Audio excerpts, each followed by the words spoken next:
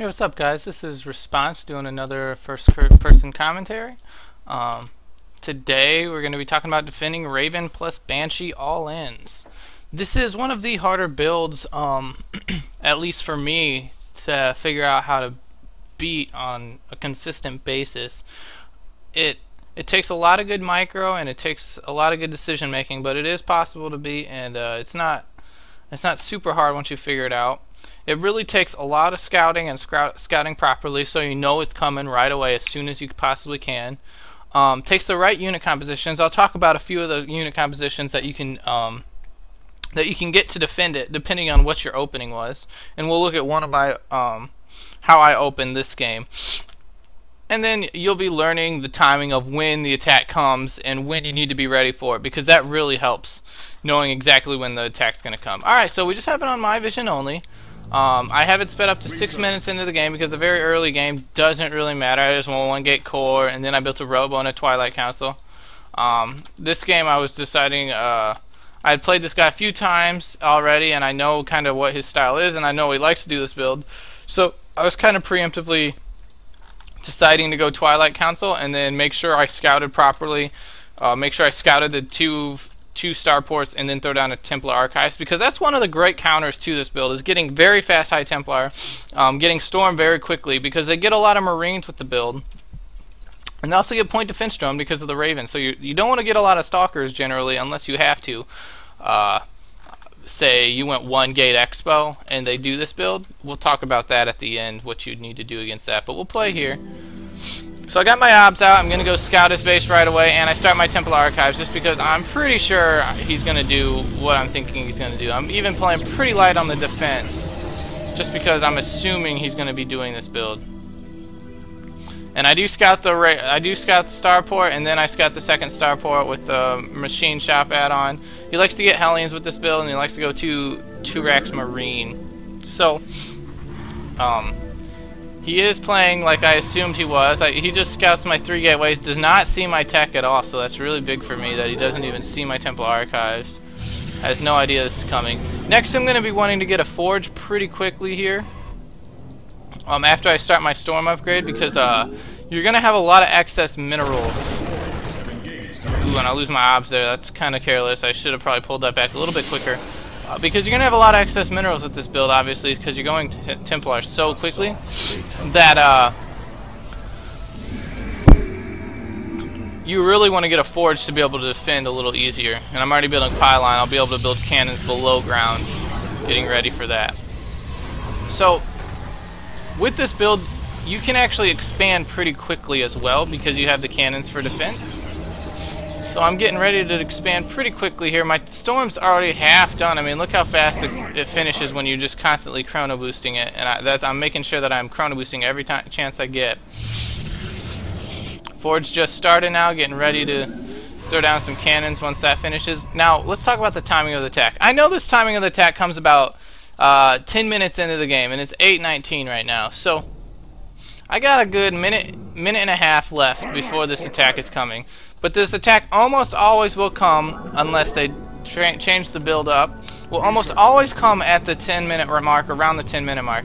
But it looks like this game he is actually speeding it up. Wow. Spoke too soon. It's actually coming at the 8:45 mark. But this is fine. My Storm just finished, and I actually have 2 Storms already. So even with that delayed reaction, I just Storm. And you see how well Storm does against this. It gets how many? 12 Marines, because he didn't upgrade Stim and he didn't have anything else. So I mean,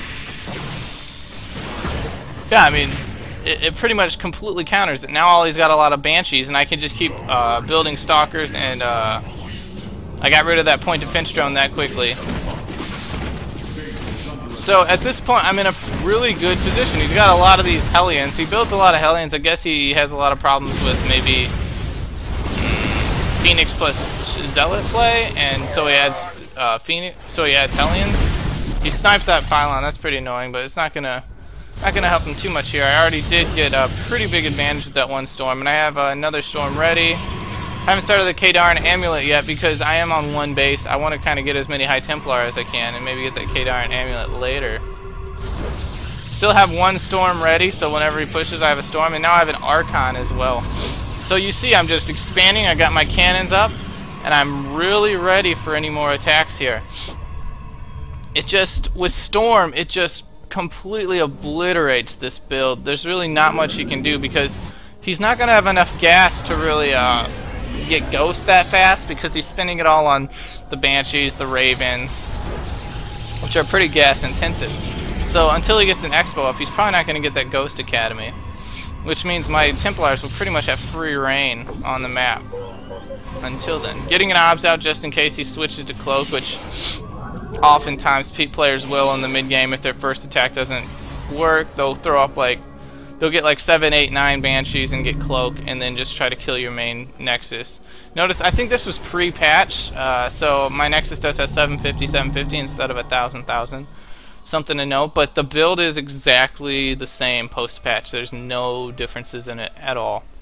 Because it didn't affect, the patch actually didn't affect either of these builds at all. So, my Obs in his base, my Obs scouts that he's still building Banshees. So, I am aware of that, so I'm just going to throw down a couple Stargates now. This is a good transition in the mid-game. Now that I have the Templar tech, now, and I still see he's building out Banshees, at some point, when you get so many Banshees, you do want to switch to air.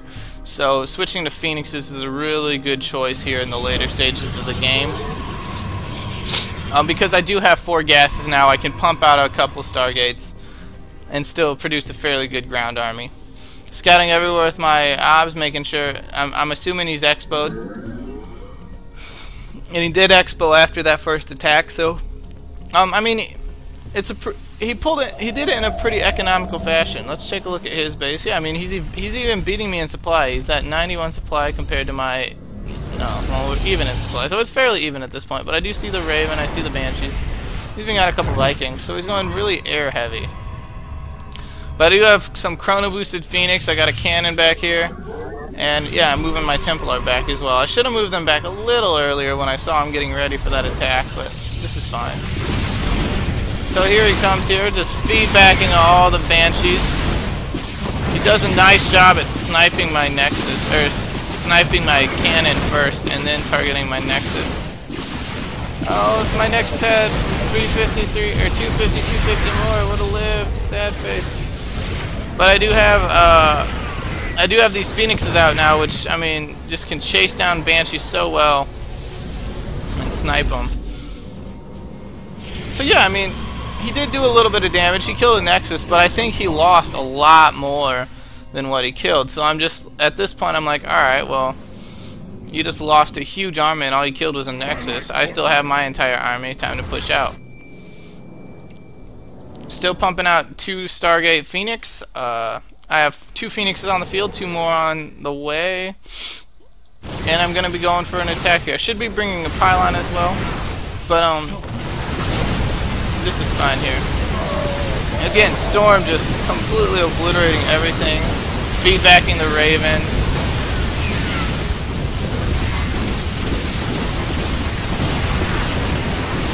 More Storms. And it looks like he was actually planning on taking the 3rd base, so that was actually really good timing by me to push out, because he would have been able to take that 3rd base and probably would have been in a good position, but pushing at just that time while he was trying to take his 3rd base pretty much neglected what he was trying to do there. And now, I mean, he has absolutely no units. It's pretty much over. And he says, GG, that wrecks my strat. Yeah, it kind of does beat that build pretty badly. So that's pretty much the best way to handle it. Now let's talk about if you go 1 gate Expo into like the 4 gate, which is a really common build still, or which is becoming a really common build. To defend this style, what you want to do is get a Stargate, start pumping out Phoenix, and also get a Forge as well, and get some cannons in front of your base. That'll really help delay the push. And getting sentries with force field is also huge, because then you can force field their push back, delay it until you have just a ton of units, and then survive that way. That's another really good way to stop it. Either way works. I feel this way more direct counters it, but either way can work really well. Alright, so I hope I gave you a good idea of how to stop this build. If you have any questions, feel free to ask me on the forums anytime you want. Again, I'm always available to take questions. I appreciate you guys listening to my videos. We wouldn't be here without you. Alright, thanks. Have a good one.